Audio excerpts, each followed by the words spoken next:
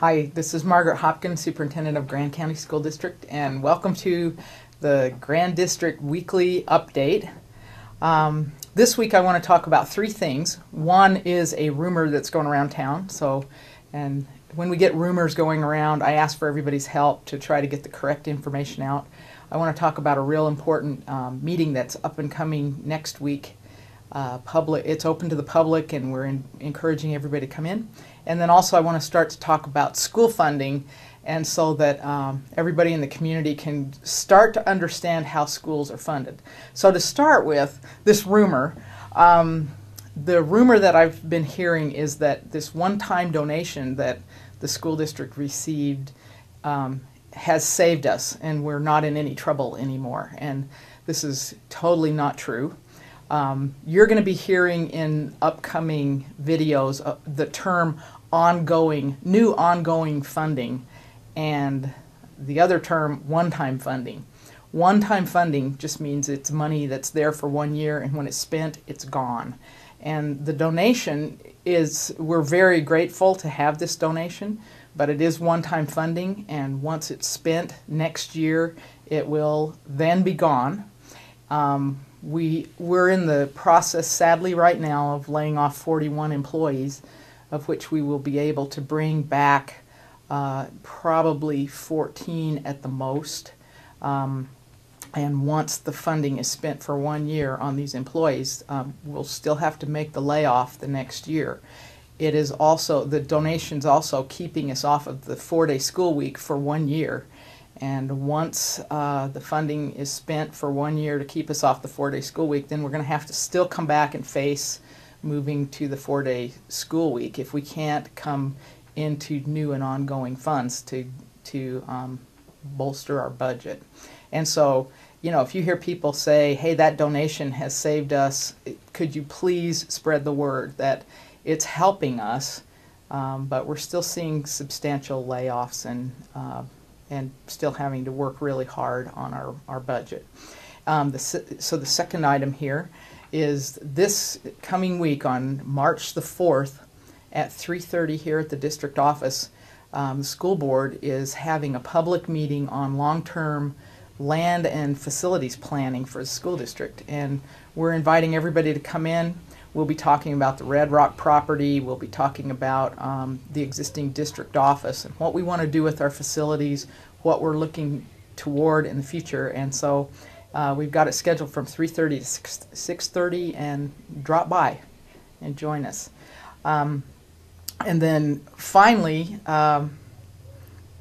the way that schools are funded, I wanted to take a minute and start on that. This will be ongoing probably for at least 4 weeks because it'll take a little while. But so lesson 101. And I love this because, you know, this is small town TV. I'm not going to use a computer. I'm going to sit here and draw on this piece of chart paper. So schools are funded in Utah. If you could picture this being a year's worth of funding, schools are funded by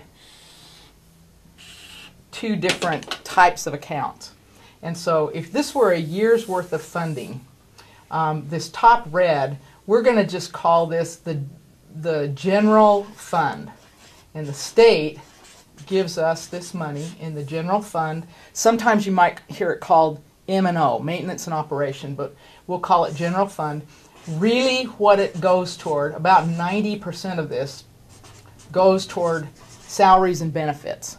And so if we named each of our school district, our teachers and our support staff, we're paying them out of this general fund. So here they all are. Those are their names, their salaries, their benefits. And then there's also another fund of money that comes in. And it's called, for the most part, let's just call it capital outlay.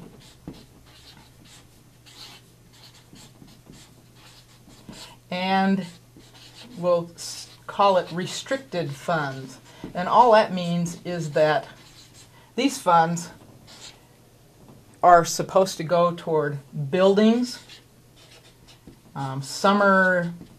any kind of summer maintenance on the buildings, And there are some restricted funds that we can only spend the money on certain things, like the bond, for instance. That's a restricted fund. It can only be spent on our new buildings. And so we've got these two basic areas. And what has happened in Grand County as of September the 17th, we were informed that these capital outlay and restricted monies for a number of years, since at least 2002, a bunch of this money has been not spent on our buildings like it should be, and on remodeling and keeping our buildings up to par, but what it's been spent on instead is hiring more staff members. Now keep in mind, none of the money's missing. All of our money for the year is there.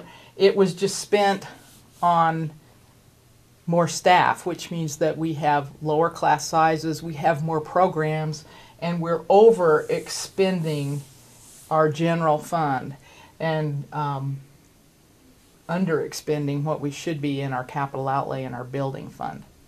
And so what's happening now as we're grappling to make our budget balance is that we have to go back and reestablish this line where it should be. And that means we're going to have to be laying off a number of people because we've got to move our money back into our facilities, some of our money. This was about $1 million. So what I want to do right now is stop right here. And next week we'll continue along and we'll finish our discussion, because one thing that's real important to understand is not only did we discover that this misallocation was occurring, we also, up here, this is state funding, the state has come in and the state has a shortfall. So they aren't paying us as much money as we were getting either. So not only are we grappling with this piece down here, we have this state shortfall, and remember, we've got all these people hired, so there are more people in terms of the layoff. And so this is just the beginning of where we are, and we'll talk some more about this next week. So I appreciate you joining us. Remember, you can check out a lot of these details on our website at www.grandschools.org, and we'll see you next week. Hi, this is Margaret, and I just wanted to remind everybody in the community that the school board is having weekly work sessions on Tuesdays at 3 o'clock, and the topics for March are actually very important. We're talking about voted leeway, the voted leeway, and levels of voted leeway. We're also anticipating having our survey results, the community survey that went out, and so please plan to join us if you would at the district office on Tuesday at 3 o'clock. Thank you.